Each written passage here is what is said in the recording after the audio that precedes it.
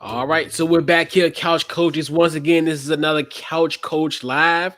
Got a full house on deck. I got JB in the building. What's going on, JB? Uh,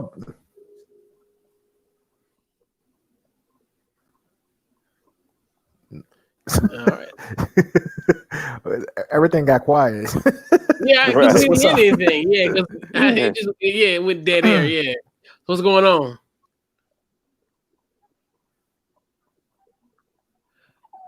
Yeah, that's all I have to say. Oh, okay, yeah. Not All Oh, right. okay. much. Chilling. Yeah. Oh, So okay. Maui, what's going on? Oh man, I'm happy to be on the Couch Coach Live show. I haven't smiled all day. Mm-hmm. You know what I mean? So I no real talk. You know what I'm saying? So I appreciate Yeah. this time. Yeah. How was your Yes, week? yes. Man, it was good, man. It was, another solid week, just working, just, Hmm. doing stuff. And other than that, living life. Right. Yeah. What about you, JB?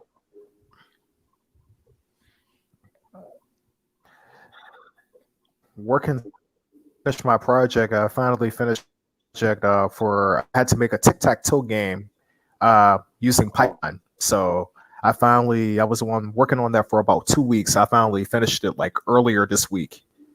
oh, okay. So Okay, yeah, congratulations. so yeah, I'm 60% done with the class. Still have a long ways to go, but like yeah, I'm glad that one project down, two more to go. Man. Okay. You know what made me smile today, coach? Yeah. I woke up, very stressful day, man. I woke up and then I looked on YouTube and it said S- Skip Bayless had to say 10 great things about LeBron. Hmm. Put a Interesting. smile on my face. It was really you talk about stress, forehead sweating, veins in his forehead, the whole nine. Like it was it was great. It really was great to see that. At this point, he ain't got no choice. I mean, seriously. But yeah, man. So yeah, man, the week was cool, and then Mm. I had to check your boy. I had to check your boy real hard this weekend. He was, your boy's getting a little greasy. Yeah. So how does that feel? How did that feel? I mean, the thing was, like, I don't understand what was the point of the brag. Like, I mean, we should have lost that game. Like, I mean, even before everything that happened in the game, just Hmm. from a paper perspective, they're the better team. Like, so my thing was, what was like the point? Like, he kept on, and I think it's been built up since 2 years because we've been talking about the matchup for 2 years, and Okay. I think even at that time, I think 2 years ago, in theory, we it was a little bit different, but now it's like I kind of knew it was gonna happen, and then Lamar just kept on tagging me and stuff. I'm like, Lamar, like every play you're tagging me and stuff. I'm like, this is what's supposed to happen. Like, I mean, and it was getting on my nerves. Cause like, bro, like, and then he sent the cash out with like 3 minutes ago, and I'm like, I'm gonna pay you at the end of the game.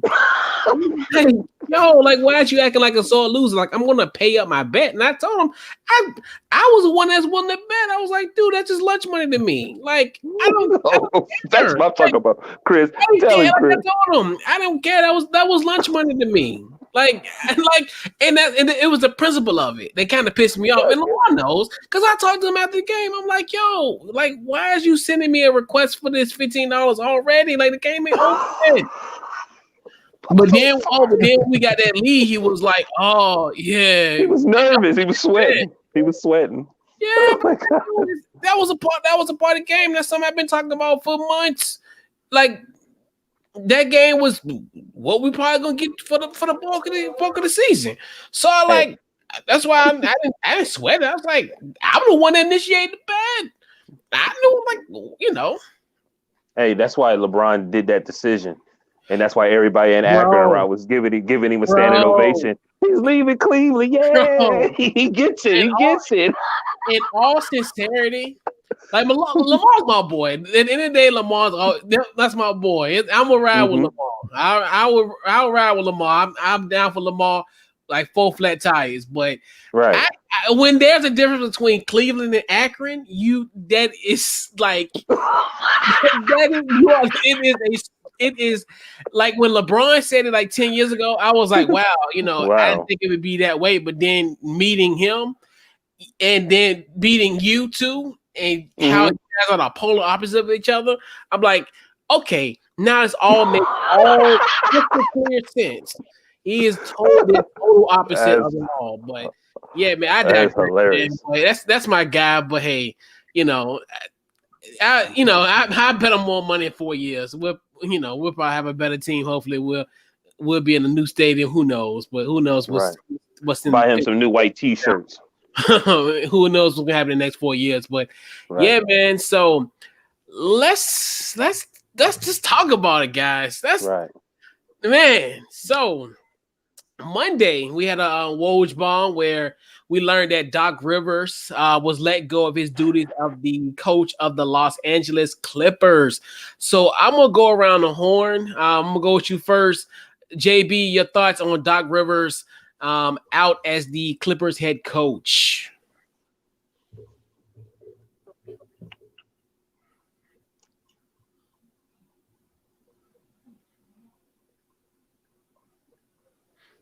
You got it, JB? Got it?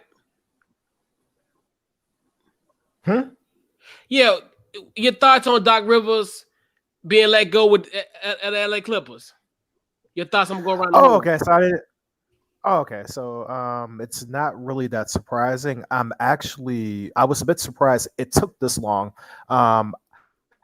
Steve Ballmer credit, because sometimes when you have like emotions are running high and you'll make a decision, and just I'm looking at it from a number of perspectives. Generally speaking, I think that when you make a decision, I think that some teams are afraid to move on from a coach because, like, don't get me wrong, like, I do actually like Doc Rivers as a coach. I think he's a top 10 coach, but I think a lot of teams they move because they're afraid of that. I think that you can't really make a decision based on what happen in the future. I think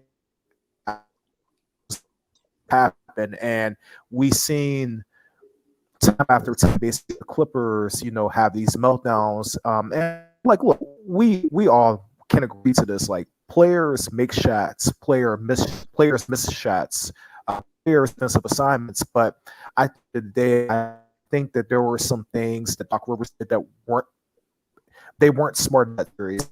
Like, that the kind of defense that they were playing, drop coverage with I also think that him playing Montrezl Harrell touch when it was like after the Harrell was not the same once man a year, him playing Harrell for per se like a JaMychal Green over Zoo. Just don't think that those were good decisions. And then in the game 7, like, I really didn't, because we have been. I don't think we've been. Was when knocked out, and I kind of knew the series was over with like probably before Jackson me a pan oops. But I think that, like, it's kind of, he's can be a history that's owned one lead more than once. Like, but I kind of something that had to be done. Yeah. And Mal, your thoughts? I am a little shocked because I thought by him stepping down, what was it, about 2 years ago or something like that? I thought it was less on him.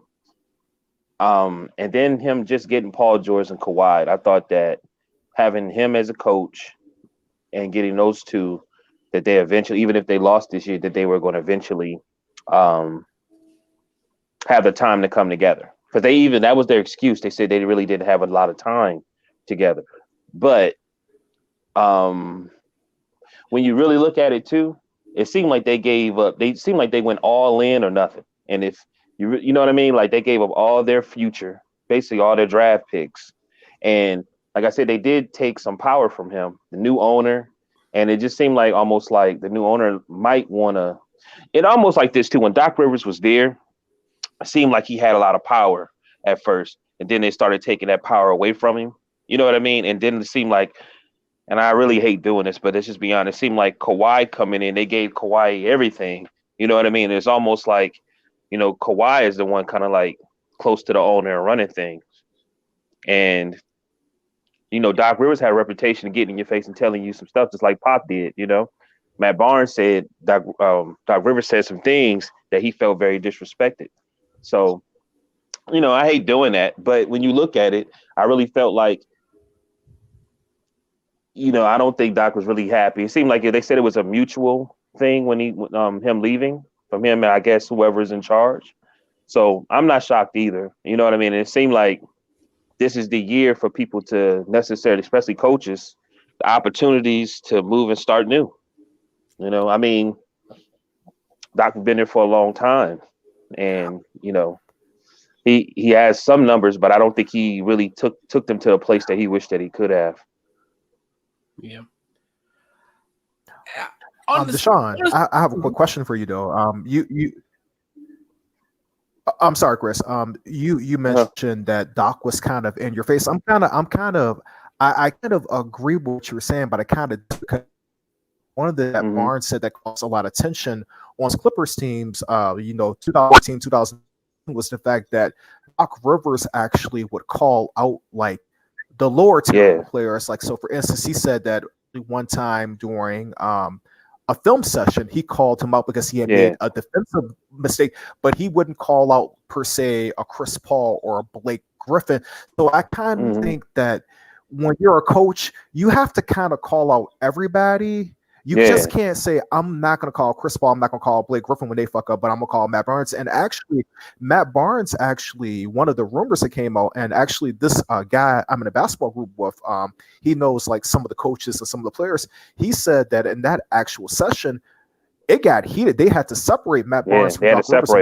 Matt Barnes, I'll say this off the air, but Matt Barnes like said they had to separate them, and he, said some stuff, and then they said that they knew from that day on that at the end of the season, Matt Barnes was probably going to end up being traded. So yeah, I get what you're saying, but I kind of feel like I don't know, man. Like I always, and I don't know how you guys feel. I feel like with any sport, I think that the players kind of take on the personality of the coach, and to me, like Doc doesn't seem like he's like kind of like a disciplinary. He seems like more of an easygoing kind of like slight guy, and kind of I think that. Even though I'm not in the locker room, just based off of what I see from Doc, and Doc could be completely different than what he shows us because that won't be the time. But I think they played kind of like there was no urgency. Like, what, Doc, I don't see it doesn't for me like Doc isn't kind of like a Greg Popovich. Like I kind of think that like in that situation they needed kind of more of a strict disciplinarian to get on the stars of the team, and I think he was very lean on some of the players on the team. Well, with a bunch of grumblings and stuff. That's all I have. Yeah. On a scale of 1 to 10, I can go either way. I was, I guess, more so shocked because this is kind of something that we haven't seen in the Steve Ballmer of him acquiring the Clippers as far as getting rid of a coach. So I'm surprised at that. But to me, Doc has a lot of leash in this tenure because we got to remember, think about it. He did blow a 3-1 lead under Steve Ballmer's watch twice.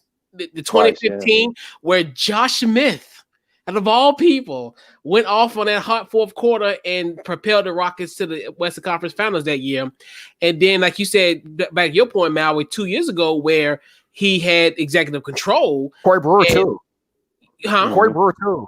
Yeah. It's just funny just the Josh Corey Smith Brewer thing. Also Make it funny. Yeah, it's because Josh Smith can't hit for nothing. He couldn't hit for nothing. And he just went off that series.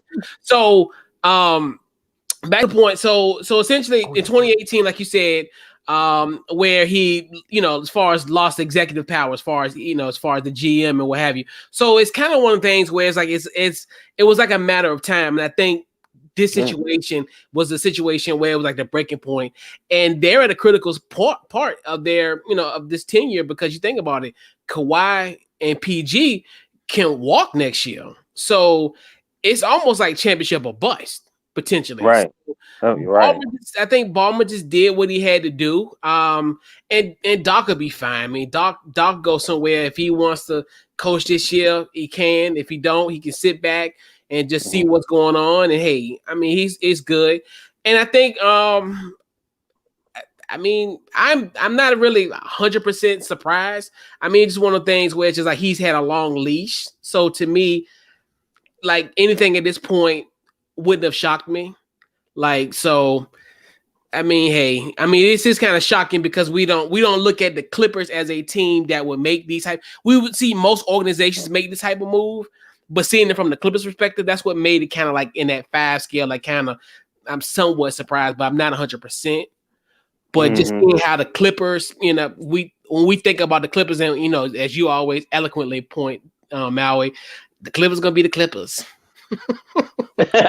Hey, but honestly though, let's not forget this. There is the bubble, and he looked really emotional at times, and he didn't really look like he was into it as much. He looked tired also. I mean, I'm just, how I am, Chris, compassionate I am when they're really dealing with people, and he seemed that way. He seemed, especially with everything that's going on out here, he just seemed like, I know why we're here.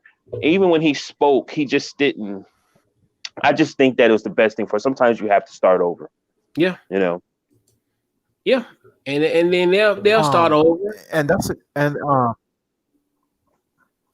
and Mao, that's a really good point. Actually, I was listening to a podcast, and one of the guys that he covers, where he was saying that like 3 hated the bubble most. Saw just the energy around. He said the teams that hated the most, he said, were the Sixers. He said the Milwaukee Bucks. He said the Clippers were the 3 teams that he felt hated the bubble the most. Now, he's not saying all the players hated the bubble, but I just think that's kind of a lousy way for you to lose your job, because like nobody's really ever experienced that before. And I will say this, I do think that had we not had this pandemic, I don't think there's any way that they blow a 3-1 lead, like not with them having the 2 games at home for game 5 and game 7. I understand why it had to be done, but I kind of my heart goes out to some of these coaches, because this is a very weird situation, and I think it's something that probably we'll never experience again. Yeah. Yep. All right, so fellas, let's move along. Let's talk about the NBA Finals. The team where the Clippers should have been.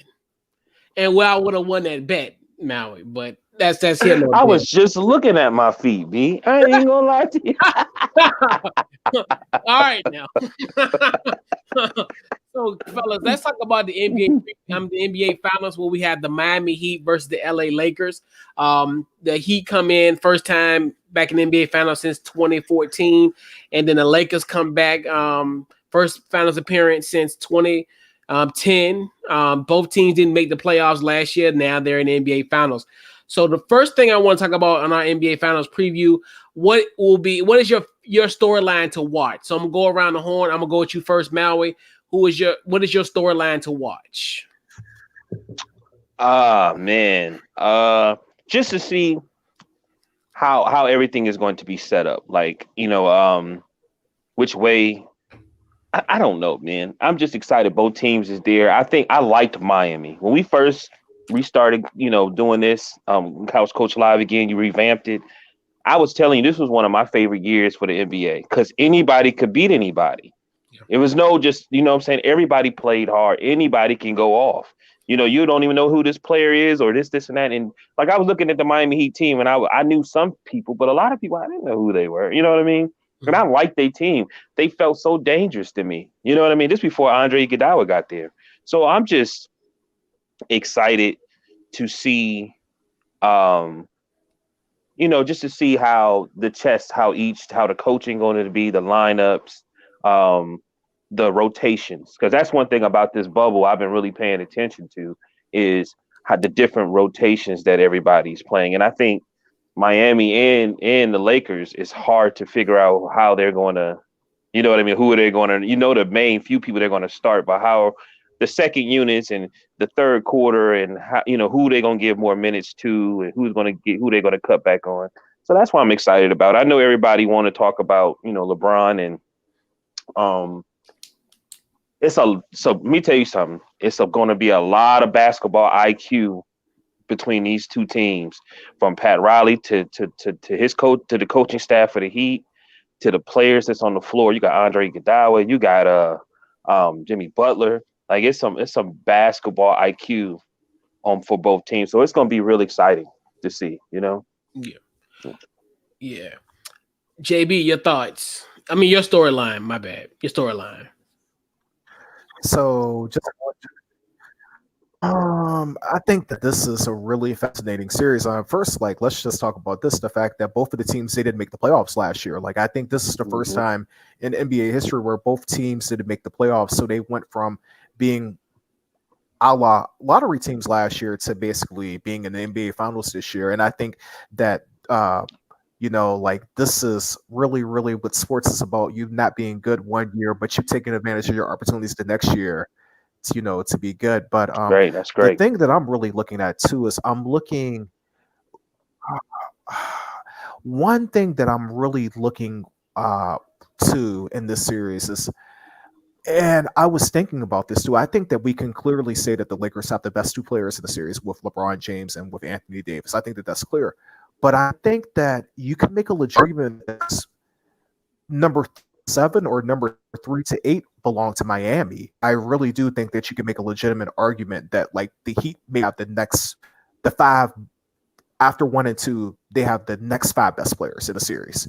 So I think that that's a very interesting storyline because I think the Lakers are very top heavy. I think that they have a talent advantage with, the monster that is LeBron James and, Anthony Davis. They have 2 first team All NBA players on their team, but I think that Miami has not the same caliber of superstars, but they have a lot of good players on their team. So that's I'm looking, and I'll a matchup for later because the matchup that I'm going to talk about in a little bit, I think that that's really fascinating to me as well.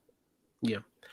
Storyline for me is, of course, I'm a card carrying member of the Salt and Pepper Gang, the club 1984, to see my 2 guys, Andre Iguodala and LeBron, in the NBA Finals at the tender age of 8. Iggy's at 36 and LeBron will be 35, but he'll be 36 in December. I'm just looking forward to that. And then also UD is also a card carrying member of the Salt and Pepper Gang.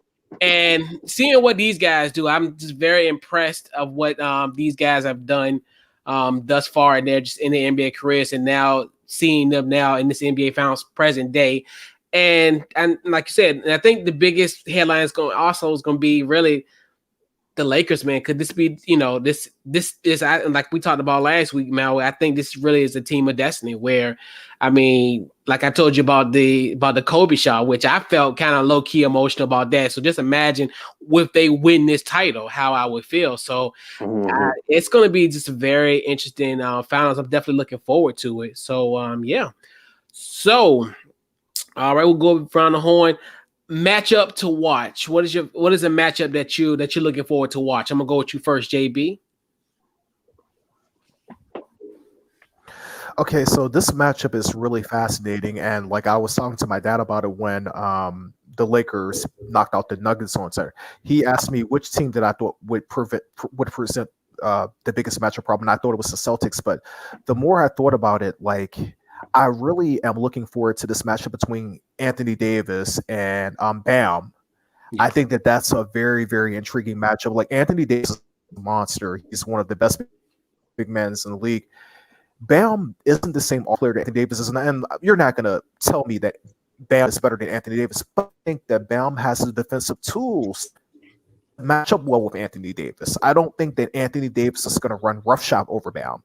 Bam is a very, very good defender. Bam is very athletic, and Bam is, a solid rim protector too. But for me, the series comes down to this. If Bam can play AD to a draw or Anthony Davis just wins a little bit, Miami is going to have a chance to win this series. Now, I'm not saying that that's going to happen, but I think if Bam can hold his own, I think that that's a win for Miami. Yeah. Maui. I maybe. Oh man. I'm just interested. I don't have no Matt. I just want to see what they second unit can do with. I want to see what both second units can do to me, because I think the second units in the playoffs are very important. And you know what I mean. I don't know. Like Bam is balling, bro. Like so, I can agree with that. I'm real interesting to see how they're going to manipulate. You know how the Lakers are going to try to figure out a way to manipulate Bam. You know what I mean, to get him to stick him and see who's going to cut through. Yeah, I'm just excited, bro, to see what's going to happen. It's going to be a chess play. So, you know, I'm definitely looking at that one though, because I've been following the Lakers since their second game. The first, please ignore him, Chris. Please ignore. No, I'm laughing at. No, I'm laughing at you. I'm laughing at you. Well, okay, I'm messing with you. I've been watching every Laker game since the second game of this season, and like I said, I saw something in Miami every time they played that made me say, "Oh man, they shoot." To me, they shoot a lot like they look like the Warriors a little bit to me, the way they shoot. I hate shooters like that. You know what I mean? I never liked shooters like that. You have to work harder. You know what I mean? But I'm just really, you know, I just want to see what each second unit is going to do, because I think that's really going to carry both teams. I think that's highly important for any championship team. Yeah, there's almost more so to piggyback on to what you were saying as well. I think it's more so I'm looking at the role players, like especially like for the Lakers, I look at KCP, my nephew Danny Green. Also, so those type of Alex Caruso, what they can do, and then on Miami's end, Tyler Hero, what he's gonna do, pardon me. You know, Duncan Robinson, what those guys can do. So, you know, and then I think that's gonna be where the series is gonna be very intriguing, where you're gonna see these type of performances that's gonna be like, oh wow, Duncan Robinson had this night. KCP had this one night. Playoff Rondo, like the real playoff. Hey, I told you years ago, bro. I'm a witness, bro. I'm a right. witness. I'm a Bulls guy. So yeah, yeah, you know, yeah. And that's another thing. My Bulls guys, my Jimmy and Rondo. I'm happy for those guys, and yeah, it's gonna be a fun series, man. I'm definitely looking forward to it. So, who you got? Another thing that I'm looking at is I'm looking at how the Lakers deal with the constant movement of the Miami Heat. Like they can be a very pesky team to like defend, because the guys are always constantly cutting. I'm looking at how they drop off the ball, so I'm just interested to see what Frank Vogel decides to do, because I think that in this series per se, I think JaVale McGee might be unplayable, because is he going to be able to get out on Duncan Robinson per se? So it's going to be really interesting to see what happens. Yeah, that zone defense. That's one thing too. I like, and that's another thing too. Kind of to accentuate your point, where as far as who's gonna get those open looks and what have you, and what as far as the ball movement. So that's gonna be very interesting in that series as well. So let's put a bow on the preview. Who you got, Maui? Who you got? And and y'all already know. Going with that. I'm going for the Lakers. You already know. How many games? How many games? Man, I'm gonna say 5 or 6. 6. I'm gonna say because I feel like they can get to. But I want to say, from what I've been seeing, it seemed like they try in the bubble. They trying different things, and if they get a loss, it's almost like, okay, this is where we had a problem at. If you pay attention to the 2 games they lost to the Nuggets, they had actually got out rebounds. And then so they was like, okay, we got to focus on getting rebounds, hit the boards harder. You know what I mean? So yeah, I'm just, I'm gonna say 6. I'm gonna say 6. Okay. JB, who you got?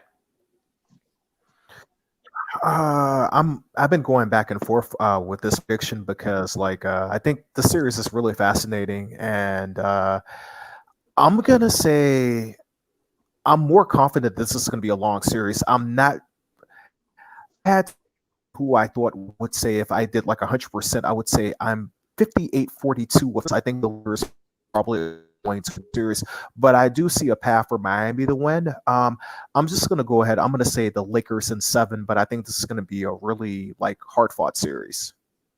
Yeah. I think hey, don't laugh, man. Yeah. Oh boy. Give me the Lakers in 6 too, because I just think they're gonna win this series, man. I think they're gonna take care of business. I think there are going to be some hard fought battles, and it's gonna be this ain't gonna be easy 6 games. This ain't gonna be a cakewalk for this Lakers team. So, man, I got the Lakers in 6, man.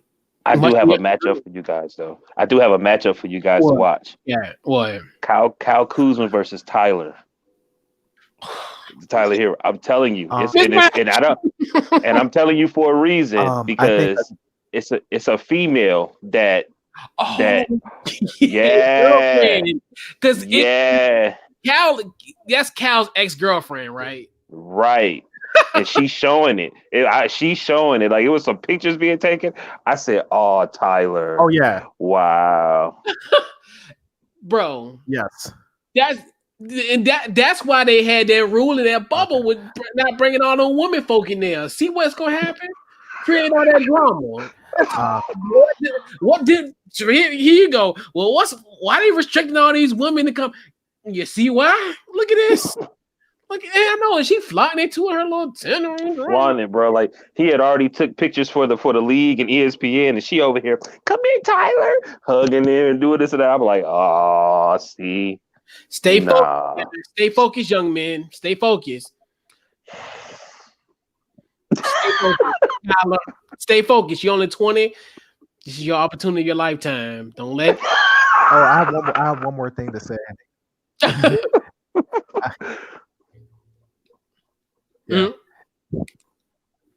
I have one more thing. I have one more interesting tidbit that I forgot to touch on. The fact that LeBron was with Miami for a long time. So, I mean, like, I do think that the Miami coaching staff, and I'm not saying this is going to matter, but the Miami coaching staff does know, like, what he likes to do and when a chess match, man. And another interesting thing to look out for, Frank Vogel has never beaten Eric Spoelstra in a series before as a coach. Every time Frank Vogel and Eric Spoelstra have matched up, Eric Spoelstra has gotten the better of him.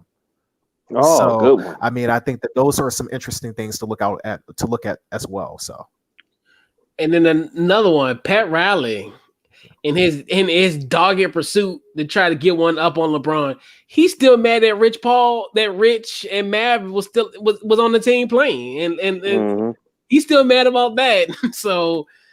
It's a storyline there. I just wasn't trying to be petty to get into it, but it's definitely some stuff there. Right.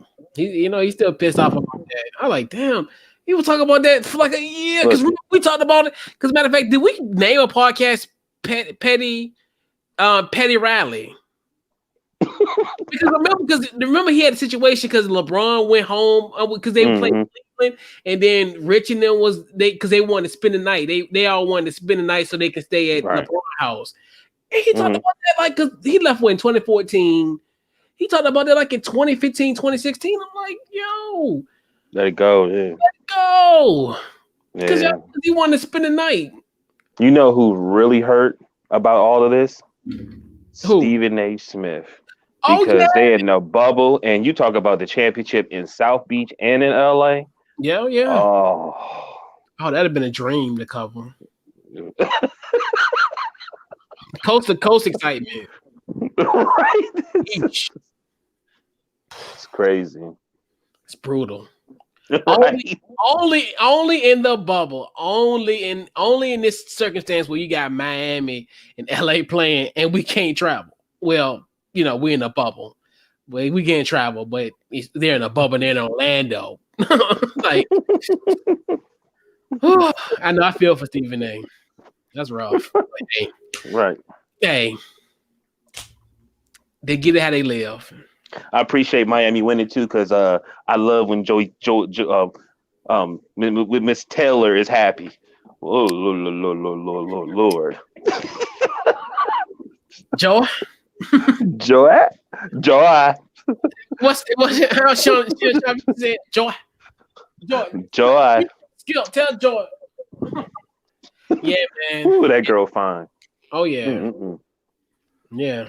Shout out to Joy Taylor, man. But yeah. I found out the day she used to stay in Akron.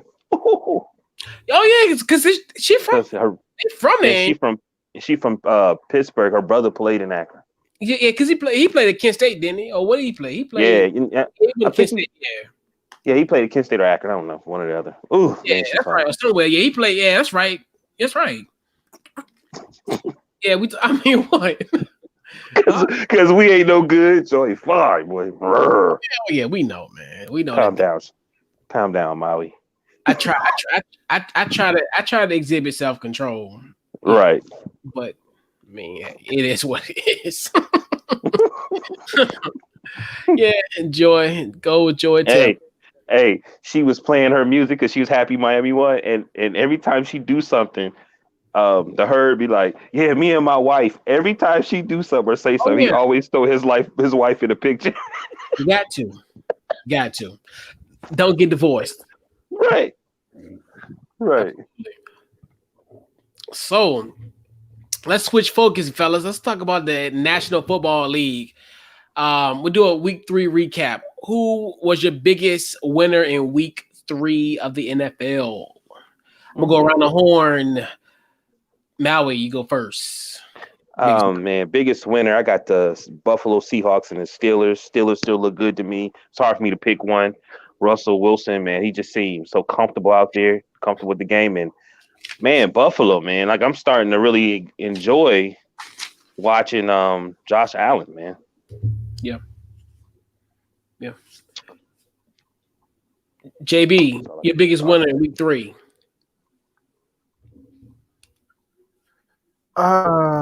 This winner to me in week 3 was definitely throughout two teams. Throughout one team and throughout two teams. Packers, the Seahawks to me, and I think that what I'm going to say is Seahawks. Wilson is going to win this year. Something I think truly like fluky or horrific would have to happen for him not to win MVP. I think that Seattle has finally unleashed him. He's a magician back there, and if he has the ball at the end of the game, he's probably gonna lead them to a victory. So, and I think Green Bay. I mean, Aaron Rodgers is playing his ass off, man. He's back to like playing MVP-ish like he was 2014, 2012, 2011. He's back to that, and New Orleans with no Devontae Adams. Aaron Rodgers is. I mean, Green Bay did the right thing, man. Drafted that quarterback, and it pissed off Aaron Rodgers, and we have a pissed off Aaron Rodgers who getting it out on everybody he goes against week to week. So, yeah, absolutely. I got actually 2 East Coast teams that went west and snapped their double-digit losing streaks. The Detroit Lions. I was going to say them too. Went into Arizona and beat Arizona. They had an 11-game losing streak. Definitely huge shout out to those guys in Detroit. And then the Carolina Panthers. They went to Los Angeles and beat the California kid, Justin Herbert, in the Los Angeles Chargers. They had a 10-game losing streak. And actually, they had that, and they won without Christian McCaffrey in the lineup. So I look at those 2 teams, the Detroit Lions and the Carolina Panthers. Definitely huge shout out to Matt Rule getting his first win as a head coach with the Panthers. And yeah, man, beat the California kid, Justin Herbert. Right. It's like I felt like Matt Stafford might have heard the show when I was like, man, so what's going to happen if he, you know what I mean? And it seemed like them Lions, man, they just did what they were supposed to do. He got sacked 4 times, but they fought. I you know what I mean?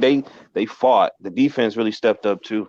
Jeff Okudah, big time interception to seal that victory. Right. A few shout out to Jeff Okudah. Right. Your people from Ohio, your Ohio peoples. Hey, tell him to give me some Swensons.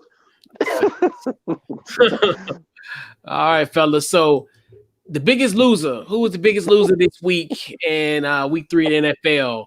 JB, your biggest loser.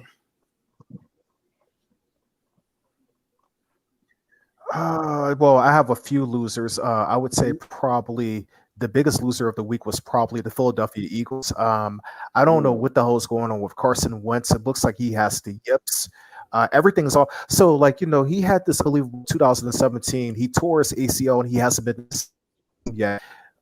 I never thought Carson went that 2017 level, but I as he's playing now, he's somewhere probably in between, and he's probably much better than what he's playing like right now. But like for them to lose, like they didn't lose the game, it was a tie. But like for them to tie the Bengals at home when they beat the living hell out of what's the kid's name for the Bengals? Number 1 pick. I can't think his name. Burrows. Joe Burrow. The quarterback. They sacked him 8 times. Burrow, yeah. What's his name right now? I'm drawing a blank. Joe Burrow. You to sack and for you to sack Joe Burrow 8 times in a game, and for you to still not be able to win that game, I mean, I think you lost. And Joe Burrow, yeah. And so, like, I think that tie is as bad as a loss, in my opinion. And another one that I want to talk about, and I kind of want to get you guys' opinions on this one because I've been about this for like the last few weeks. Okay, is Drew Brees done? Okay. You talking about the Texans? No, Drew Brees. What do you say? Drew Brees. Do you think Drew Brees is done? Do you think Drew Brees is done? Okay, so part of so go ahead, Chris. You can go first, and then I'll reply to you. And you know, it's so funny because matter of fact, and this is perfect timing. So matter of fact, I got Eli posted a comment on it, and I was on his podcast on Tuesday and on Thursday, and we talked about the matchup, and we were saying how essentially we've seen like somewhat of a drop in Drew Brees' play, and we're looking at it where now they're at a crossroads. Now they're at a point where if they start losing in the next couple of weeks, you're looking at it where people are going to be calling for another quarterback. They're going to be either calling for Taysom Hill or Jameis Winston. I agree, and I think in theory about it, he's only 41 years old. He'd be 42 in January, so it's kind of like par for the course. I do think there is regression for it. Yeah, I agree, and I've even said that I think Saints fans are going to be calling for him to be benched in a few weeks if this continues to persist. So here's the thing, like what's really going on with Drew Brees right now, you kind of saw 18 to 2019, but you didn't see it in September. You saw it towards the end of the year. You saw it towards the end of November, where it just seemed he didn't have the arm strength anymore. Now, for a quarterback to be successful in the NFL, you need 2 of the 3. So I think the 3 biggest things that we judge quarterbacks by, we judge them by arm strength, we judge them by accuracy, and we judge them by anticipation. You can get by without the arm strength because we saw Peyton Manning. Peyton Manning didn't have the arm strength his last year in Denver, and they still won the Super Bowl. Now, there is a big difference. I'll get to that later between what's going on with Drew Brees and what's going on with Peyton Manning. But to me, the accuracy is still there with Drew Brees, but the anticipation is not there. And if you don't have 2 of 3, I don't think you can be a successful quarterback. And it's kind of like they're not throwing the ball down the field. All the passes are either behind the line of scrimmage or between 1 and 12 yards. And Michael Thomas not being in the lineup, I mean, I think that like they become very easy to and Manning and Drew Brees right now. So there are 2 big differences. Peyton Manning had a great defense in 2015 when they won the Super Bowl. That defense was awesome. That defense had a lot of blue chippers on it, and that defense like made Cam Newton look so bad in the Super Bowl or whatever. So that's one thing. The second difference is that I don't think Peyton Manning really ever had to fear losing his job because his backup was Brock Osweiler. But New Orleans is very different. See, New Orleans doesn't have that good defense like they did a few years ago, like 2017 and 2018. And the difference is that you have Justin and you have Taysom Hill, who I think are better options right now as well. So I think those are the two big differences between Peyton Manning of 2015 and Drew Brees of 2020. Yeah. Maui, your thoughts on Drew Brees? I just think, I still think he's probably one of the, maybe top 12 quarterbacks out there. He may not be where he used to be. And I just think that it's also still September. We're going into October. And then, the last few years from being on this show, I've given more time to watching the NFL. And it seemed like maybe early October or mid-October, players like Drew Brees start changing. But like you said, I remember last year when Bridgewater was there, they were, Drew Brees hurt himself. He was hurt. Bridgewater was there. He took all the criticism, but Bridgewater did well. And Drew Brees, you can kind of sense like he may at that place where he may need to come back. And he was like, well, the Saints was doing so well. Should you sit Bridgewater down? Well, they did. And Drew Brees came in. And I don't know, but was it the first game? I think the first game he came back, they lost. I can't remember. You know what I mean? But I just feel like he still may have it. He just not the Drew Brees of old. And they need to really start paying attention that, he's taking that step back. I feel bad for players like that because they push themselves so much. And, you just hopefully have they still, it hits your legacy kind of hard too. Once you do that, people don't say that it does, but it really does. Cause people nowadays only remember the end. They don't remember, you know what I mean? Things that happened before. So, yeah. Yeah, I guess my point is that like I just think the thing that's disturbing that's going on now is that you saw him the last few years. He would play lights out at the beginning of the year, but as the year went on, he would just ball. And I think that he doesn't have the zip on the ball. He hasn't really thrown that many footballs. And the other thing is that his anticipation just isn't there. It's like he's hesitating to throw. And if you don't have that arm strength, if you hesitate, that's when passes get broken up. That's when passes get intercepted. Yeah. So I think that they're going to have to maybe, if this continues for another few weeks, I think that you have to make a move. Or I was even throwing this out there to my will possibly doing Drew Brees 2020, like he moves you from the 20 to 20. Once you get inside the opponent's territory, you go with Jameis Winston or you go with Taysom Hill. So, but like he just doesn't have the arm strength anymore. And the anticipation has not been there so far this year. Yeah. And that's what I was saying. Like, I think because now they're 1-2, and I said like I say if they, because I think we even put like a number on what would be their record if when as far as the benching. I say 1-4, 1-5, where you're at a point where the season can be somewhat salvageable at that point potentially to make that move, but it's going to be a situation where every week you're going to hear it's whispers, but every week as the time passes and they lose, those whispers are going to be loud chants. They're going to be loud, yeah, in an empty stadium. Right. Anyway, so I feel like I'm watching the XFL. Hey man, I'm just happy it's here. Right, me too. Me too. At this point. So my biggest loser, and I have to give this team slander because I gave their arena mate slander last week by losing to the 49ers. They did the Jets last week. This week it's got to be the Giants. They lost 36-9 to a San Francisco 49ers team that didn't have Jimmy Garoppolo, George Kittle, Raheem Mostert, or Tevin Coleman. Even my boy Jordan Reed didn't even play. Like, and that's just on offense. They lost to a team without Nick Bosa, Solomon Thomas, Richard Sherman, just to name a few. This team lost 36-9. Nick Mullins got the start. Nick Mullins. They made Nick Mullins look like Joe Montana out there. Like, dude, like that to me in a week where the Falcons blew another double-digit fourth-quarter lead, the Giants by far is the biggest loser this week. Mm. You and I understand. Like, trust me. 9 Oh. times out of 10. Mhm.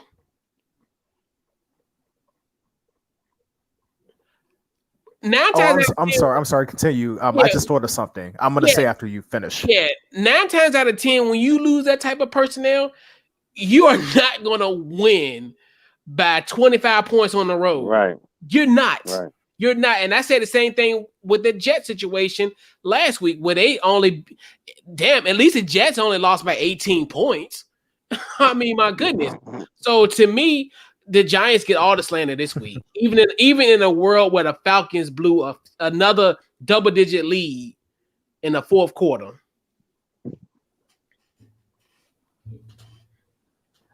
Okay, so I have another one to add in here too. Biggest loser, Mitch Trubisky. Yeah. Nephew done. Yeah, He was doing good. He's done. He was doing good. He's done in Chicago. Yeah, he done. Oh yeah, he done.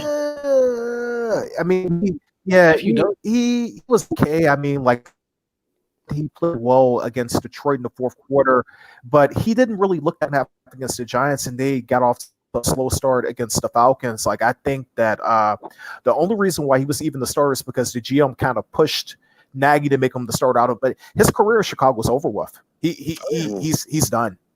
Nephew done. He'll never get the job unless Nick Foles gets hurt. He'll never see the goal again. Yeah. So can I tell you mine? Yeah. It is the Falcons. Yeah. That's crazy. So I'm Yeah. sitting here like they lost. But bro, look, okay, it was the Falcons, it was 16-26 at 4 minutes and 21 seconds in the fourth quarter. Yeah. So then that made 23-26 at 1 minute and 53 seconds. Matt Ryan only made 3 completions in the fourth quarter. The third one was an interception. That's crazy, bro. That's crazy. All this, man, when they gonna fire their coach? They say they're gonna keep him for the time being. For now. That's crazy. September 29th, 2020. They say they're gonna stand pat with him. That's today. Now next week, don't be surprised if he gone. You know, that's embarrassing, man. You got like it's so bad in Atlanta right now that you got people doing TikToks. They tearing up their stuff, like, you know what I mean? It's not like they're not progressing forward and they could win the game, but they're losing focus. And it's some anxiety. That's why they might need to get rid of their coach, because they're losing focus and it's some anxiety there where they almost like they're playing not to lose, almost, like, you know what I'm saying? Like they're not really, I mean, just okay, let's close out the game. Let's close out the game. You it's the fourth quarter. Let's do what we need to do to close out the game. Right. They've had the same quarterback. They've got Gurley, like, you know, I don't think Gurley, I don't even know what to say. The stats look ridiculous. Like I was like, it's 2 weeks in a row, like you blown something like this. Yeah. It's horrible, bro. You know, and I don't mean to be rude. One more. What's going on with the Texans? I mean, essentially, they lost to the Chiefs and the Ravens, and the Steelers, and then with Steelers. I mean, yeah, I got you. Steelers really. I mean, and they barely. Yeah, I got you. Yeah, I mean, yeah. Their defense look hard. They defense I have a theory. I think Bill. Wasn't really that good last year either. But I have a theory. I think Bill O'Brien pissed off somebody in the front office who makes the schedule in the NFL. I think he made somebody angry, and they were just like, okay, we're going to stick it to you. First 2 weeks of the season at the Chiefs, to the Ravens. So I think that I seriously, that's the only thing I can come up with. I think that they were just like, oh, we'll show you, Bill O'Brien. You're going to be 0-3, and you're going to lose your team, and you're going to lose your job. Who they play in October? Because, you know, I think that I do. It's funny you to say that. I want to see what they're going to do, because I thought the Texans should be better. I want to see who, because you're right, they did play some top teams the last 3 weeks. So who are they playing next? So, all right, I'm about to pull it up. Let's see. So they played. I'll pull it up right now. I got it up. So they play the Vikings. So we don't know if that's going to potentially happen with everything that's going on. They close their facility. So then on October the 11th, they play Jacksonville. Okay. At home, Tennessee on the 18th. And then on the 25th, they play Green Bay. So it's a toss-up. They could easily win 3 games. Ooh. Oh, then we don't know about, because I think they're going. I don't know about Sunday game, because who knows? We don't know. You know. Right. So it's up in there, but I don't know, bro. Like, I mean, Minnesota would be a nice prize to have in this situation, but you don't know. You might get good Kurt, as Bruce would call him, Kurt. Right. So, and that's the thing with the NFL. Every given Sunday, where it's like we look at in theory playing a Minnesota team, but hell, that might be the day when Kurt go off. Kurt. Right. But I mean, hey, man, it's gonna be interesting though. Right. But yeah.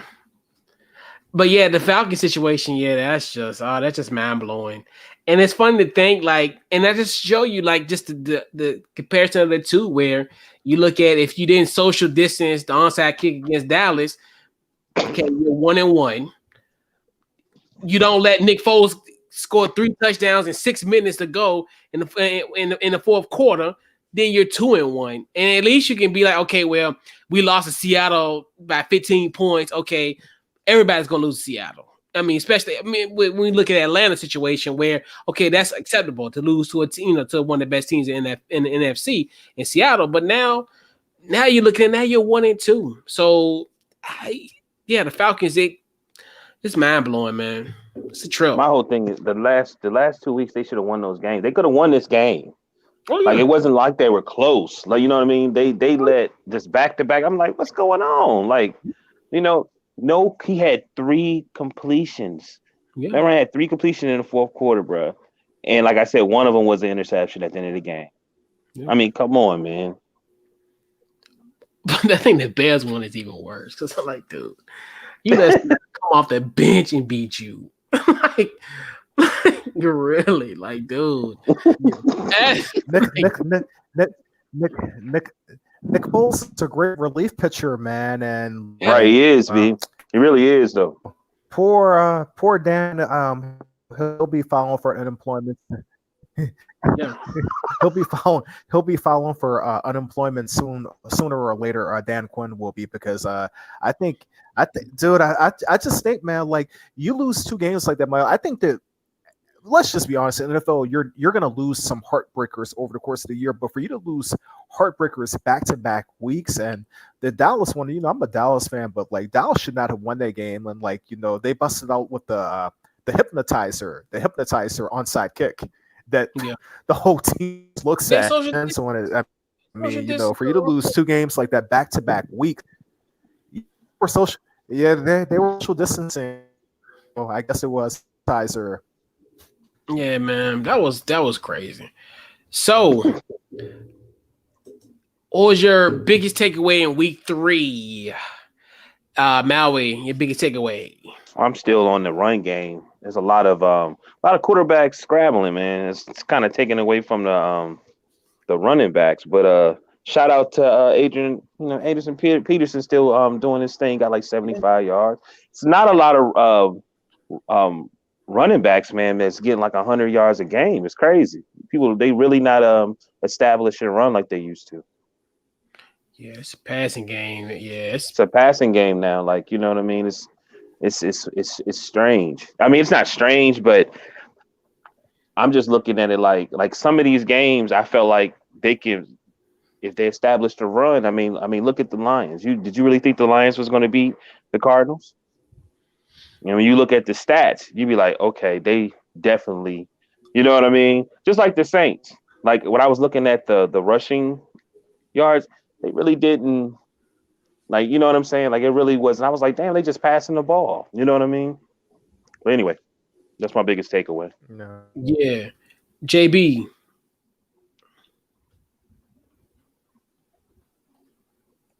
My big way is just teams like blowing like double digit leads and stuff. I mean, Dallas was down, big, and they were able to come back and take the lead. They eventually lost, but they were down 30-15 at one point in the third quarter. The Rams, they came back. They made a huge run, but they came up short. I just think that with the way the NFL is today, even if you're down by a lot, you're really never out of a game, especially with the fact that a lot of teams can't run the football. Like, I think that, what Bill Walsh would have said, he was like, you have to get the lead, you run to win the game.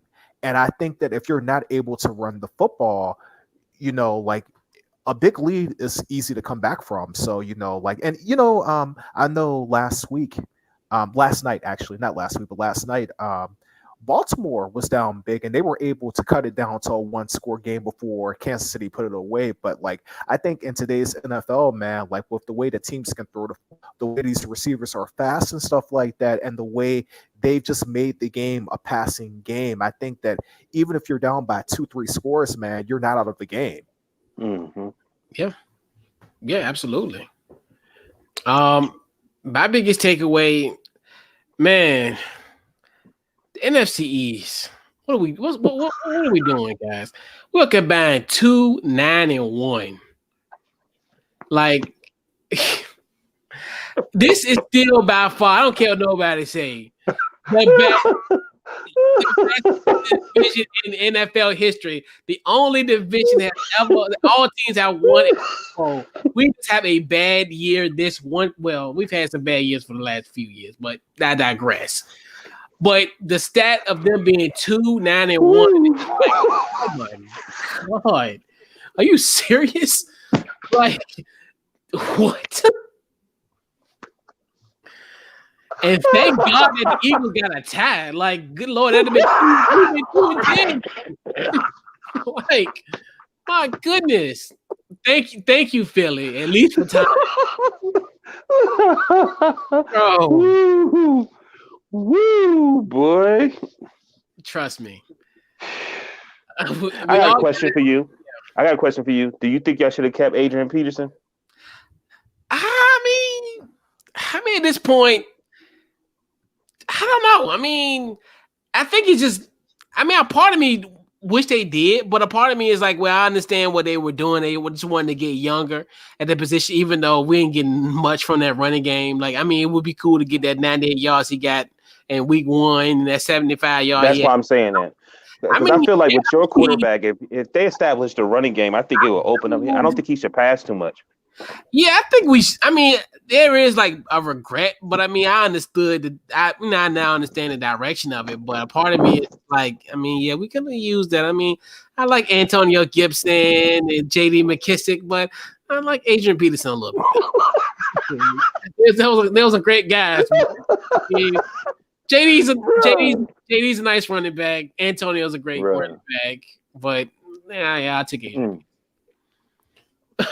Man, and JB, I watched the highlights of your game, the Cowboy game, and I felt like when you look at the stats, if they'd have ran Elliott more, y'all would have won that game. I think they didn't really run him. I think they didn't really run him much. I don't. But so the thing is, I agree with theory, but yeah, but.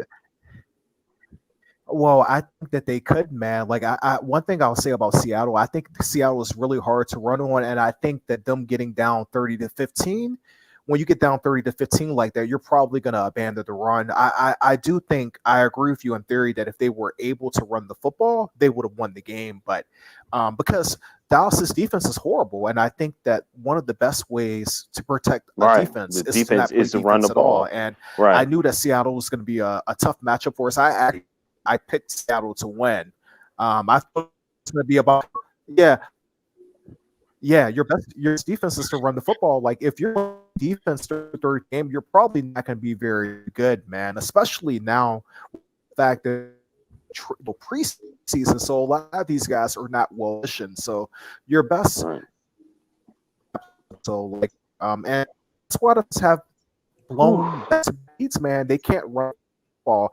You if in ball, you're not going to lose the game. But if you can't run the football, middleman, you're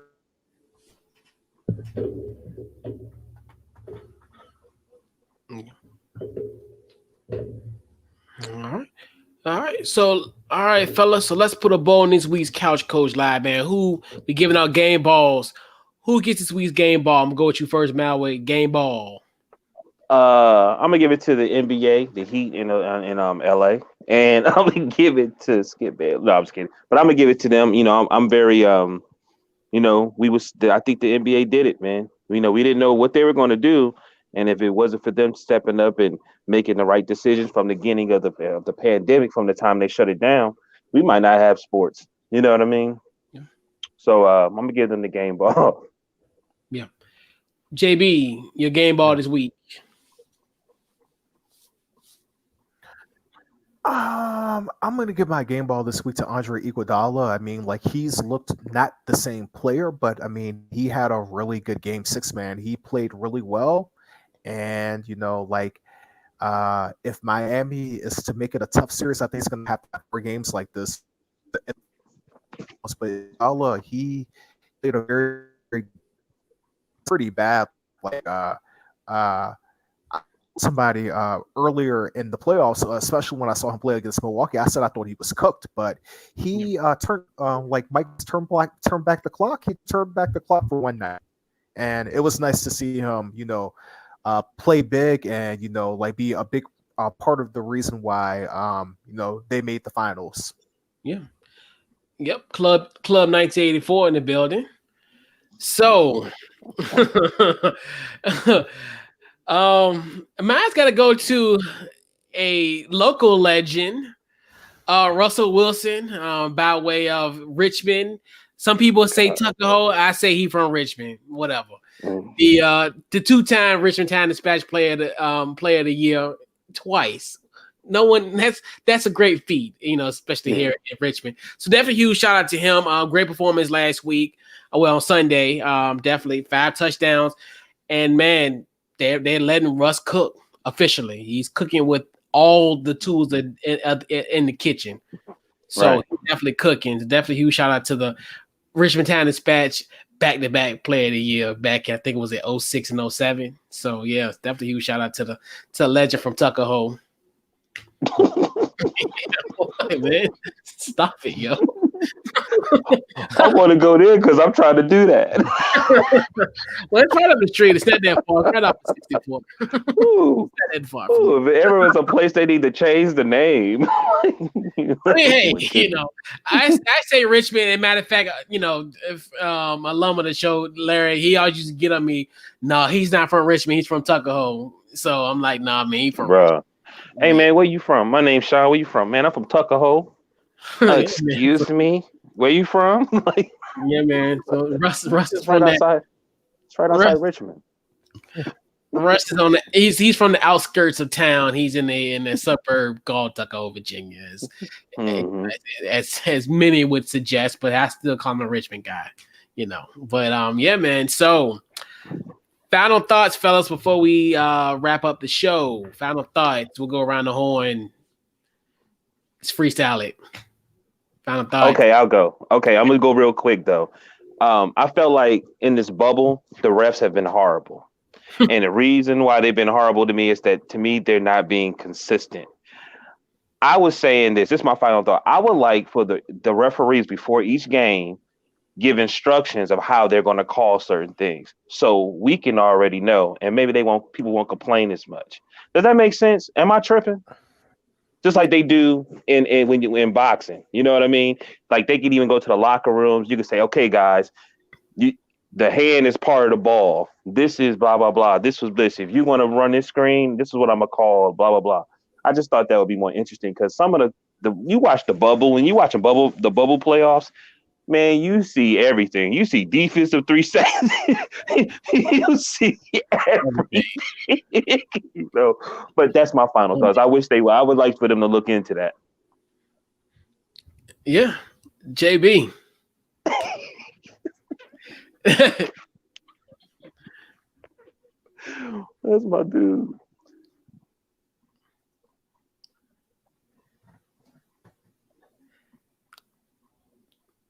Yeah. Final thoughts. Oh yeah. So yeah, my final thoughts are just man, buckle up and enjoy the ride, man. This is going to be a really interesting NBA.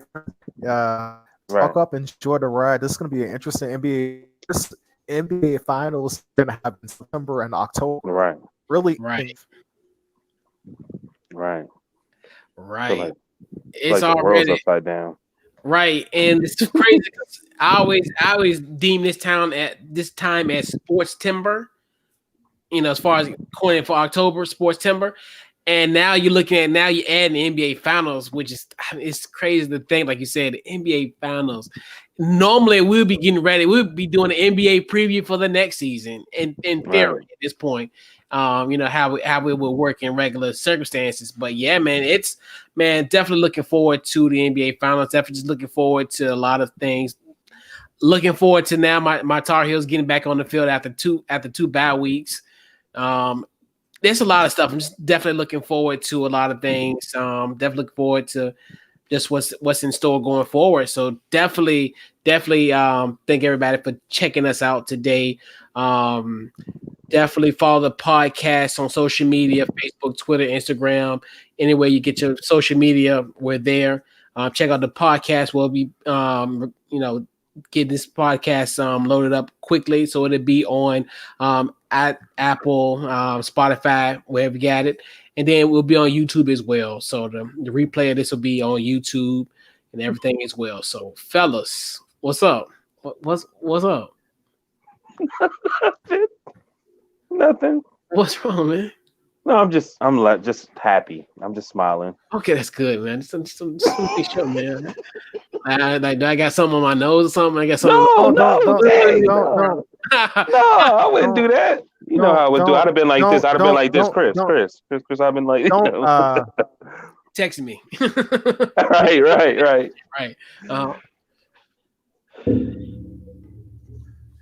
But yeah, man. So this has been this week's Couch Coach Live, man. We will catch you guys next week. Welcome.